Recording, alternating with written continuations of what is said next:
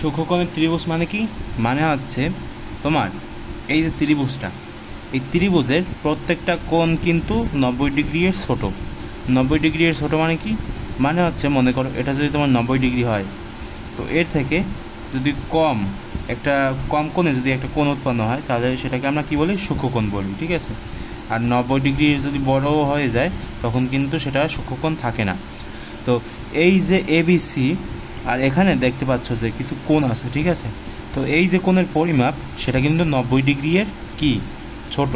অর্থাৎ এখানে যে কোণ কি কোণ আছে, এখানে কোণ এবিসি আছে, এরপর হচ্ছে তোমার কোণ বিসিএ আছে, এবং কোণ কি আছে?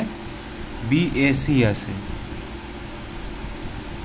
এই তিনটা কোণের পরিমাপই কিন্তু 90 ডিগ্রি এর কম। সেজন্য আমরা এটাকে কি বলতে পারি? আমরা এটাকে বলতে পারি যে এটা হচ্ছে তোমার একটা সূক্ষ্মকোণী ত্রিভুজ। বুঝতে কি পেরেছো?